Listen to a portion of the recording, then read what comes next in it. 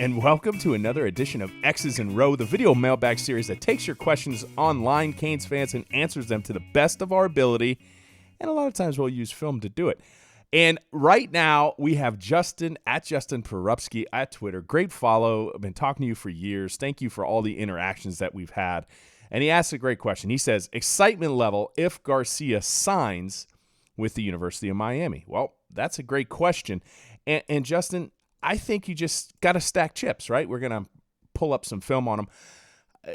In a day and an era where, like, quarterbacks, when they don't win the job, they necessarily just go put their name in a hat and go to the transfer portal. And no matter where they go, you're going to have a situation where you have some talent you're going to have to beat up. I mean, this is major FBS Division I football, as I recall it.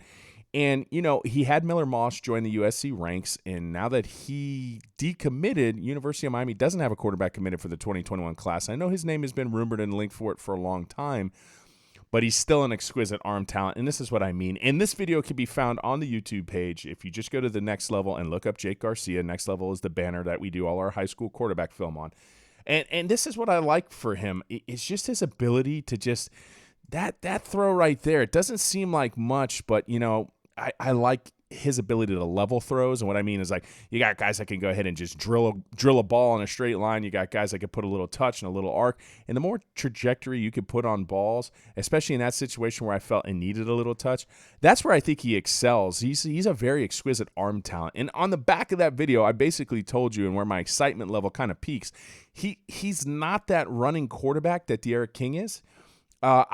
I kind of likened him more to the Shane Buechele type that, you know, Rhett Lashlee, and I said it on the commentary on that Next Level film with him, but he's a much better arm talent for me than Shane Buechele, and I'm not putting that into a knock in the slightest because Rhett Lashlee at SMU and quarterback Shane Buechele put up over 40 points a game. So I just think you're going to see the offense attenuate a little bit. You're not going to see as much quarterback veer, a lot less quarterback zone read, a lot less quarterback design runs.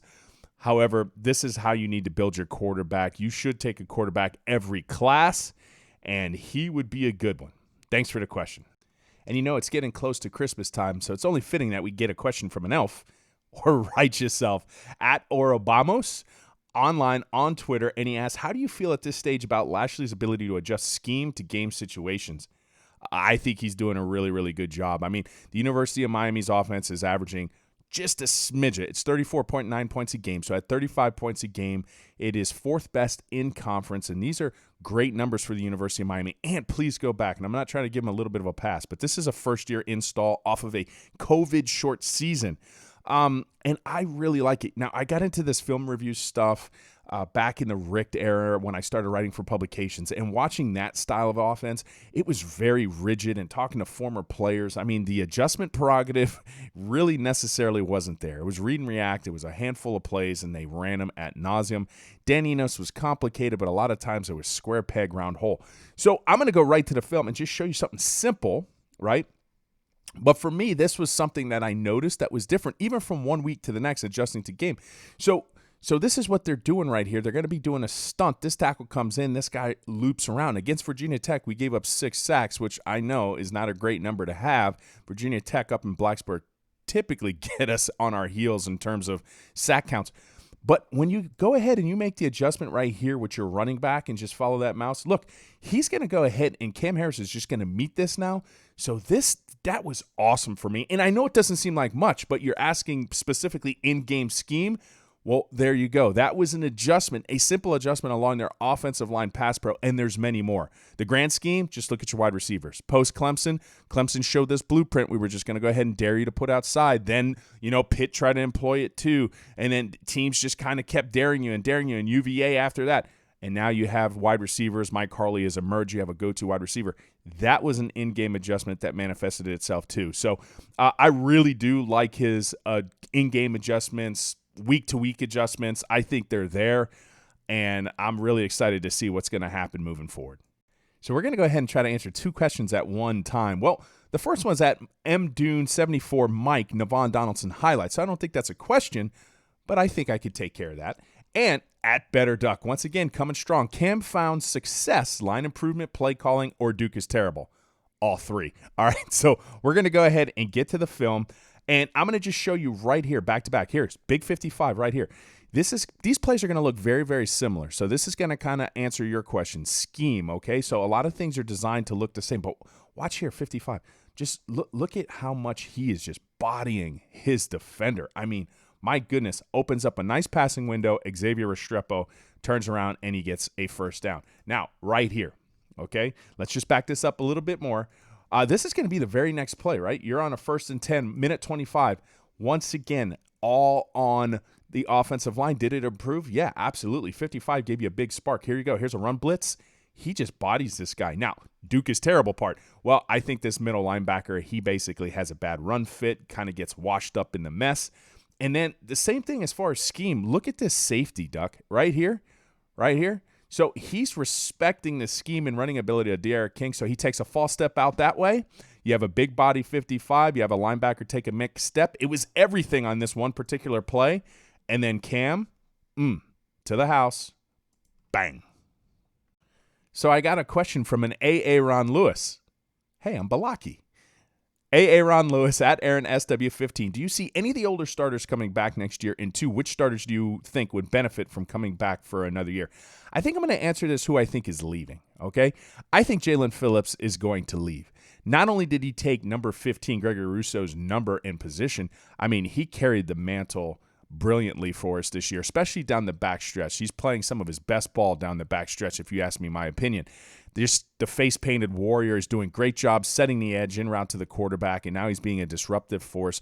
And Quincy Roche is obviously another name that is going to put his name into the hat. And we knew this coming in, that he was a one-and-done. I also see a situation where Brevin Jordan, I think he's going to leave as well. I don't think he's going to be that surefire first or second round, late first round, second round pick. He is very, very versatile. He's going to bless an NFL roster. I just think it's going to come down to some maybe durability concerns to no fault of his own. Listen, football is a rough game, and he is a hellacious blocker and is willing to put his body on the line. So injuries are going to happen. And if I didn't really say your name, I really think it would benefit you to come back another year. I think Miami could do something special if it returns a lot of its roster, and a lot of that's going to be based on whether D'Eriq King comes back, and that's a name I didn't mention. I think D'Eriq King could benefit from another year. I think he could make an NFL roster too, but another year in this system and seeing the jump that SMU did from year 1 to year 2 to see what Miami could do from a year 1 to a year 2 could be exciting, and maybe put him into some Heisman consideration, maybe up his status that way. But other than those names, I really, really, really believe that everybody should be coming back to the University of Miami. So this one's coming from our girl, Club OBB member D. Hey, D, continue to send our love to your husband in his recovery. And in this case, she asks, if the Canes continue to play well, do you think we'd be able to give Clemson trouble? Our defense is fearless, and, well, our wide receivers have stepped up. All right, well, I think the Canes can play Clemson closer, much closer, and you're right, simply because the wide receivers have stepped up. Clemson kind of gave this blueprint of how to take away Miami's tight ends at the time, really take away their running game, and they were forcing you to win outside, which Miami has done remarkably so. We have a step-up wide receiver in Mike Harley. So I think our offense from that game learned a lot and learned to become more multifaceted, and we did things along the blocking schemes that I think could go ahead and disrupt Clemson. I don't think we've bridged the gap talent-wise yet. I don't think that's there. And that Clemson team is, and people, I try to remind this on the recap show, that it's a different style of Clemson team. I mean, Clemson's been good. They've been the flag bearer of the ACC, but not every Clemson team has had the number 1 overall pick at quarterback, right? And I know Deshaun Watson was great. But Trevor Lawrence is going to be the number 1 pick. And not all Clemson teams had the ACC leader and Clemson historic leader and Travis Etienne at running back. So it is still a great, formidable team. I think we could give them trouble. I do. Also, non-Canes question, does it piss you off that ND will play for an ACC championship, and how the F is OSU ranked so high after 5 games? A lot of this is on past practice, right? If you don't have the name OSU, they're not going to be ranked where they're ranked. A lot of it gets, your body of work over the last year. Miami doesn't get that benefit because Miami was 6-7 last year. If Miami was 11-1 last year or 10-0, then and Notre Dame and them are flipping spots. That's the reality. That's the truth. So does it upset me? Yes, but at the same time, I think Notre Dame, Clemson, Ohio State, some of these people that are getting a lot of the extra love, they've just proven that they can do it year in and year out. And until Miami gets into that spot, Miami's going to just have to run the table religiously or continue to win 10-plus games year in and year out to get the same love.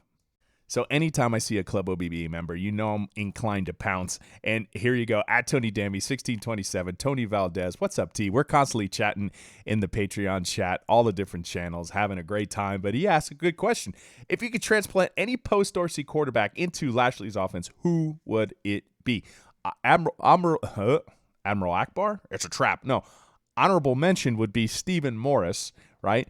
I just would love to see his arm, and I don't think they used his mobility in that era the way it should have been. It wasn't like a zone read era. But for me, it's got to be this guy right here. You know, it's just seeing some of these throws and just he was such a high-level, educated quarterback, and just to see him in this style of offense where it could be really easily read identifiable.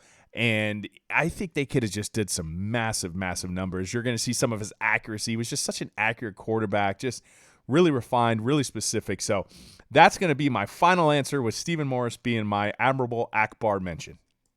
So this next question is coming in from Jeffrey Nelson at Jeffrey_K_Nelson. And he asks, in the event that Lashley is gone within the next 2 years, is Likens in line to be the OC? Or will they allocate those funds for another big name hire? Well, I think all the Canes fans need to come to grips with living in the PR. And I don't mean Puerto Rico. I mean post-Rhett. And that's going to happen in an era where everybody is looking for the next offensive guy. I mean, just look at what the Arizona Cardinals did. They ended up hiring a guy that was like a failed head coach at the collegiate level, but he turns around and he's putting up some numbers in the NFL. So Rhett Lashley is going to be offered a head coach job somewhere in the immediate future. We don't know when. And I do like the prospect of having Likens, the current wide receiver coach, kind of assimilate the role and the mantle. Now, remember, he did call plays for Arizona State. He was let go. But this is when I hope being in the room with Rhett Lashley and then breaking bread together, you're not going to have that big drop-off moving forward. So I think that's going to be the initial choice, right? And Miami, you're going to have to get in this position because this is what it is when you're having success. They're going to poach your coordinators. When we were national championship winners, that's what happened. When Alabama wins its national championships, that's what happens. Clemson's been very steadfast on the defensive side of the ball with Brent Venables, but in terms of their offensive coordinators, Chad Morris moved on. So they've had some attrition there, and that's what a good program is supposed to have happen. I don't think they need to allocate the funds for another big name hire currently, but they should be grooming there. And don't forget, too, that Garin Justice, the offensive line coach, also has some history there calling the plays. So if you can retain those two, I don't think the drop-off is going to be that big when Rhett Lashley goes ahead and departs. So this question is coming in from Jackie Daytona at BTKE Tron on Twitter. Ro, I like the big explosive runs we got against Duke, but it seems like our run game, as far as a designed running back runs, taking King out of the equation, isn't as efficient. Thoughts on how to get better? Is this more of a personnel thing, or is it part of a scheme that can be fixed? Well, it's part of the scheme, and I get this a lot, Jackie, because taking King out of the equation, you will feel better about this offense in the run game when you keep King into the equation, right? He's the second leading rusher on the team, and it's by design. And I used this clip earlier in this video to answer another question, but I'm just going to go ahead and get to the part that I want you to see in terms of the scheme. This isn't a new play. Miami runs this a lot, right? The zone read, where the quarterback puts the ball into the belly of the beast, into the running back. And this is the play that a lot of times you see gets stuffed, it gets stopped, it gets stuffed, it gets stopped. But then this happens, and you got to be patient. You got to be persistent, because when you get a good block at the initial point of attack from Big 55, and this is why you can't take D'Eriq King out of it, because these guys are respecting him. Do you see this defensive end that they left? In the past, if you don't run this type of scheme, he just goes ahead and crashes right down the running back. You see this safety? Who's he worried about? He's worried about number one. So you have two guys right here, this guy on one, this guy on one. So keep him involved, and keep him involved in the running game. Keep doing that, because this is what it's intended to do. because a couple missed movements by a defensive end and a safety, and it's big plays like that. All right? Hopefully that answers your question. Thank you very much, Jackie. This question is coming in from John Tomlinson at JT Money 91288. Hoot. Hey, that's a great song, by the way. But starting O-line going forward, Zion Nelson at left tackle. The fact that we could say that a year later is remarkable to his development under Garin Justice, the offensive line coach. Big 55. I mean, you cannot undersell his value. How effective he was as a people mover in this offense. He did a great job. He was responsible for a couple big runs last week. And center Corey Gaynor, right guard DJ Scaife, and right tackle Jared Williams, who I thought has played really, really solid this year as well. Ja'Kai Clark, and then next in John Campbell. So you're starting to build the depth there. So I think that's your 6 and 7. But I think now, watching 55 against Duke, he's got to be the guy. I love these rando questions. McDonald's fries, Burger King, or Checkers? Like, who ever votes for Burger King fries, first of all? Like, ever. And you can't really trust Checkers. They, can literally – do you know they can, literally move their restaurant? I've seen them. They literally, pick it up on a forklift, and they just, can move them somewhere else. So I can't trust a movable restaurant. For me, if you're giving me these 3 choices, it's McDonald's all day. So similar questions. One's coming in from Jordan Argall at Hurricane Argall, and one coming from Luke at Luke_Cheney4. Are you a fan of Milton from UCF, and should we take McKenzie Milton? I am a fan of him. I always thought he played with a lot of heart, and obviously he had a horrific injury, and he's still recovering from that. So would I take him currently over De'Aaron King if De'Aaron King decided to come back? Absolutely not. If De'Aaron King leaves, would you take a McKenzie Milton? Man, this is tough because you just don't know how that quarterback's going to respond to the type of injury. I mean, because there was thoughts he might not ever play again. So at this point, personally, I would look for other options in the portal and hope that one of the younger guns, if De'Aaron King essentially does not come back, I would look for one of the younger guys that you can pave and move forward and essentially be your quarterback of the future. So this is going to be the last question on X's and Row. Thank you for all your participation this week. This was a lot of fun. But this is going to come in from Mr. Motrini USA at Mr. Motrini USA. That was a Jawa impersonation. I don't know if you know this, but I'm a big Star Wars fan. But anyways, I know UNC lost to FSU. I know that's a total head scratcher there. But they have looked a lot better lately. I think this is a really close game. What do you think?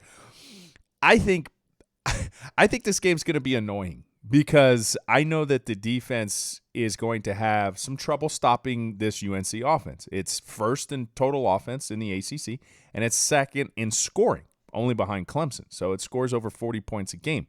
So it's gonna chunk you up at times, and you got to be patient, and you got to go ahead and sift and wade through all of the anti-Blake Baker sentiments that are out there. And you just need to make sure that you come spirited and you play well in all the other areas. Your offense needs to go ahead and be efficient in the red zone. You're going to have to win in special teams. You're going to have to win this game in a lot of the special metrics. I think Miami's going to be up for this game. When you heard Manny Diaz essentially come right out and say, we had a bad taste from last year. I think this is an easy game to get these boys spirited. It's going to be at home, okay? So I really, really do see a close game as well. I don't see this being and when the line gets set, you could even potentially see a really small margin for Miami or a small margin for UNC. It's definitely going to be a pick'em game in terms of my opinion. I definitely see a close game on the horizon, but in the end, and I'm going to call it now here on X's and Row, Miami's going to go to 9-1.